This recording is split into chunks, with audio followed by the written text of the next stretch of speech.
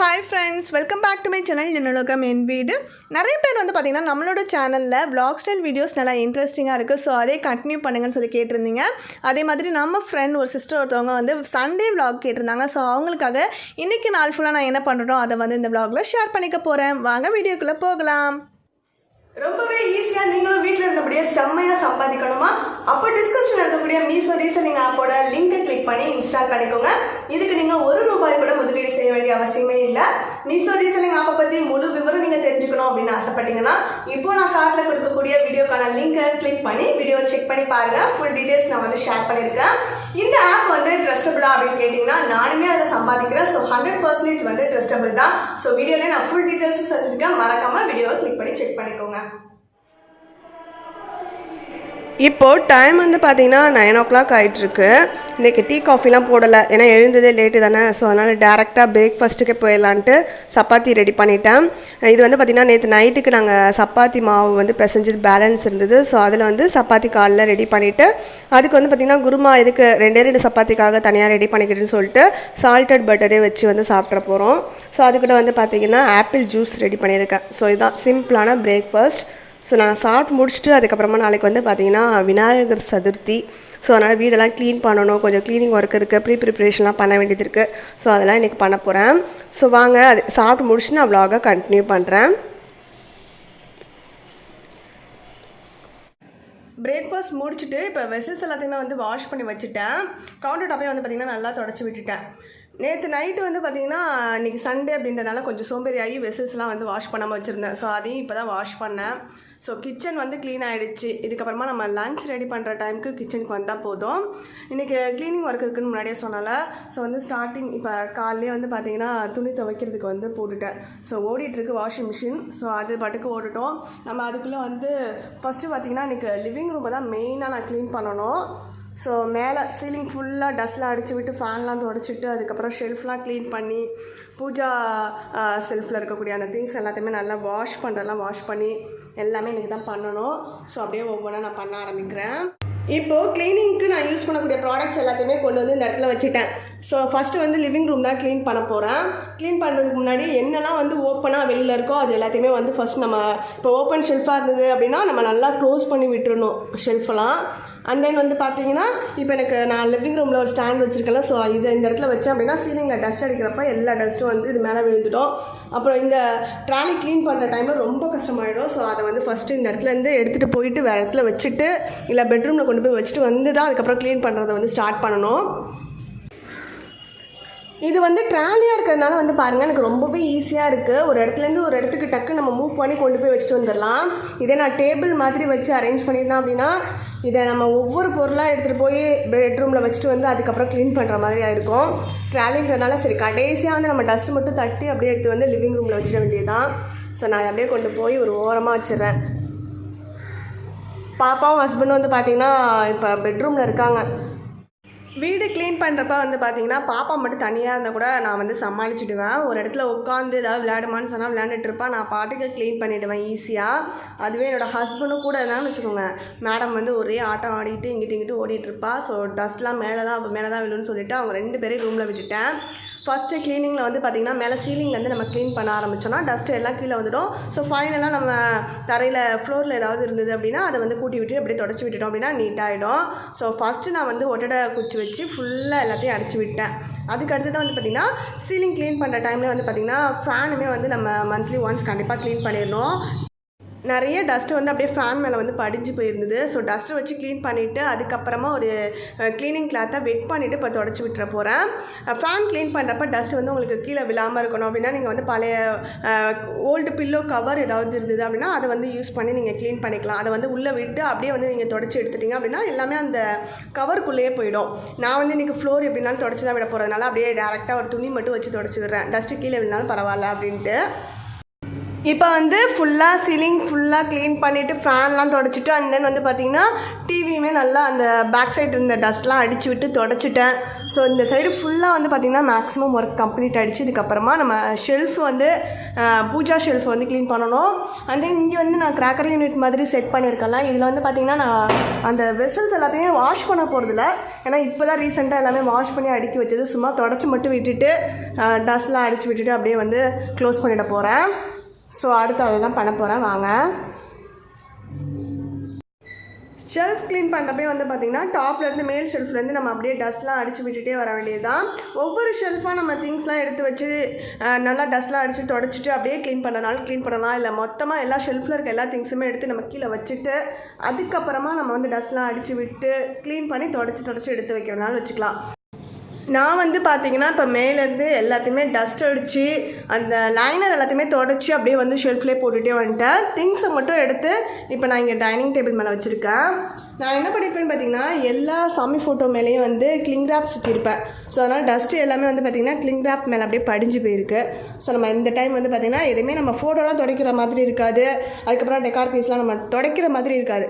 எல்லாத்தையுமே அந்த கிளிங் ரேப்லாம் இப்போ ரிமூவ் பண்ணிவிட்டு திருப்பி நியூவாக ஒரு கிளிங் ரேப் போட்டு அப்படியே வந்து ஷெல்ஃபில் அடிக்கிற வேண்டியது தான். அண்ட் தென் வந்து பூஜா திங்ஸ்லாம் வந்து தொடச்சி நீட்டாக எடுத்து திருப்பி அகெயின் வந்து ஆர்கனைஸ் பண்ணி வைக்கணும். அண்ட் தென் வந்து வெசல்ஸ்லாம் வாஷ் பண்ணணும். ஸோ அடுத்து அதுதான் அப்படியே கண்டினியூவாக பண்ணணும். இப்போ வந்து சாமி ஃபோட்டோஸ் அதுக்கப்புறம் டெக்கார் பீஸ்க்கெலாம் வந்து கிளிங் ரேப்லாம் சேஞ்ச் பண்ணி திருப்பி அகெயின் வந்து நீட்டாக ஷெல்ஃபில் அரேஞ்ச் பண்ணிட்டேன். அண்ட் தென் அதுக்கப்புறம் பூஜா வெசல்ஸ்லாம் நம்ம வாஷ் பண்ணுவோம். அது இல்லாமல் நம்ம பூஜைக்கு யூஸ் பண்ணுவோம்ல விபூதி, குங்குமம், கற்பூரம் அந்த மாதிரி திங்ஸ்லாம் வந்து பார்த்திங்கன்னா கண்டெய்னரில் போட்டு க்ளோஸ் பண்ணி வச்சுருந்தேன். ஸோ அதெல்லாம் லைட்டாக டஸ்ட்டாக இருந்தது. ஸோ எல்லாத்தையுமே அப்படியே தொடச்சி ஃபஸ்ட்டு ஒரு ஈர துணி வச்சு தொடச்சிட்டு அதுக்கப்புறம் ஒரு ட்ரை கிளாத் வச்சு தொடச்சிட்டு அப்படியே அரேஞ்ச் பண்ணிட போகிறேன் நீட்டாக. அவ்வளோதான். இப்போ இந்த ஷெல்ஃப் ஃபுல்லாக கம்ப்ளீட் பண்ணி முடிச்சாச்சு. வெசல்ஸ் மட்டும் வாஷ் பண்ண வேண்டியது பேலன்ஸ் இருக்குது. இது வந்து ஆஃப்டர்நூன் லஞ்ச் முடிச்சதுக்கு அப்புறமா தான் வந்து வாஷ் பண்ணணும். இப்போ வந்து பார்த்திங்கன்னா இந்த பூஜா ஷெல்ஃப் துடைக்கிறதுக்கு யூஸ் பண்ண துணி அதுக்கப்புறம் ஃபேன்லாம் துடைக்கிறதுக்கு யூஸ் பண்ண துணிலாம் ரொம்ப டஸ்ட் ஆகிடுச்சு. இது மட்டும் பரவாயில்லாமல் இருக்குது. ஸோ இந்த துணியோட ஒரே ஒரு கிளாத் மட்டும் எடுத்துகிட்டு அப்படியே அந்த ஷெல்ஃபில் வந்து பார்த்திங்கன்னா ரொம்ப டஸ்ட்லாம் இல்லை. ஏன்னா ரீசெண்டாக தானே இது வந்து நான் அரேஞ்ச் பண்ணேன். ஸோ பார்த்திங்கன்னா நம்ம க்ளோஸ் பண்ணி வர வச்சுருக்கனால எதுவுமே டஸ்ட்டு மேலே படியவே இல்லை. சும்மா மேலோட்டமாக தட்டி விட்டுட்டு தொடச்சிட்டு அதுக்கப்புறமா கீழே இந்த 2 ஷெல்ஃப் மட்டும் நீட்டாக அரேஞ்ச் பண்ணிவிட்டு அப்படியே ஒர்க்கை கம்ப்ளீட் பண்ணிக்க வேண்டியதுதான். அதுக்கப்புறம் வந்து பார்த்திங்கன்னா பேலன்ஸ் இருக்குது அந்த ட்ராலி. ஸோ அது வந்து அப்படியே டஸ்ட் அடித்து அதுக்கப்புறமா லஞ்ச் முடிச்சதுக்கப்புறமா தான் இதை வந்து நான் க்ளீன் பண்ண போகிறேன். ஏன்னா டைம் வந்து 11 o'clock ஆகிடுச்சுல. ஸோ அதனால் அதுக்கப்புறமா ஃபைனலாக வந்து பார்த்திங்கன்னா ஃப்ரிட்ஜோ ஹேண்டிலில் போட்டிருக்க கவர், இந்த மேலே போட்டிருக்க கவர் அதெல்லாம் வாஷ் பண்ணிட்டா எனக்கு வந்து பார்த்திங்கன்னா லிவிங் ரூம் சூப்பராக நீட்டாக க்ளீன் ஆகிடும். ஸோ இப்போ வந்து கடன்னு நான் எல்லா ஒர்க்கையும் கம்ப்ளீட் பண்ணிவிட்டு உங்களுக்கு நான் காட்டுறேன். நான் டைம் ஆகிடுச்சு 11 o'clock. ஸோ லஞ்ச் வேறு ரெடி பண்ணணும். 2 பேர் இவ்வளோ நேரம் சைலண்ட்டாக ரூமில் இருக்கிறதே பெரிய விஷயம். ஸோ கடை நான் ஒர்க்கை கம்ப்ளீட் பண்ணிவிட்டு நான் அதுக்கப்புறம் vlog வந்து உங்களுக்கு நான் என்னென்ன பண்ணேன் அப்படின்றது மட்டும் சொல்கிறேன். இப்போ டைம் வந்து பார்த்திங்கன்னா 12 o'clock ஆக போகுது. நான் என்னென்ன ஒர்க்லாம் கம்ப்ளீட் பண்ணியிருக்கேன் அப்படின்னு பார்த்தீங்கன்னா ஃப்ரிட்ஜுக்கு அவுட் சைட் மட்டும் ஃபுல்லாக வந்து தொடச்சி விட்டுட்டு அந்த ஹேண்டில் கவர் அதுக்கப்புறம் மேலே போட்டிருந்த டாப் கவர்லாம் டஸ்ட்டாக இருந்தது. ஸோ அதெல்லாம் துவைக்கி போட்டேன். இடையில பார்த்திங்கன்னா கரண்ட் போயிட்டு வந்தது. ஸோ அதனால் இப்போ ஓடிட்டுருக்க அந்த வாஷிங் மிஷின் துணியோடய சேர்த்து அதையும் போட்டேன். இப்போ நான் க்ளீனிங்க்கு யூஸ் பண்ண எல்லா கிளாத்தையுமே இப்போ வாஷிங்க்கு போட்டேன். அந்த வந்து பார்த்திங்கன்னா இந்த ஷெல்ஃப்லாம் நான் சொன்ன மாதிரியே ஃபுல்லாக வந்து டஸ்ட் அடித்து விட்டேன் மேலோட்டமாக. அதுக்கப்புறமா வந்து பார்த்திங்கன்னா கீழே இந்த 2 ஷெல்ஃப் மட்டும் எனக்கு ஏற்ற மாதிரி நல்லா தொடச்சி அரேஞ்ச் பண்ணிட்டேன். அவ்வளோதான் முடிஞ்சு ஒர்க்கு. அண்ட் தென் நான் முன்னாடி அதுக்கப்புறம் சொன்னால இந்த ட்ராலி ஆஃப்டர்நூன் லஞ்சுக்கு அப்புறம் க்ளீன் பண்ணணுன்னு அதுவுமே ரொம்ப டஸ்ட்லாம் இல்லை. அதனால் டக்குன்னு கடன்னு க்ளீன் பண்ணி முடிச்சிட்டேன். ஸோ அவ்வளோதான். ஃபுல்லாக வந்து பார்த்திங்கன்னா லிவிங் ரூமில் கம்ப்ளீட் ஆகிடுச்சு ஒர்க்கு.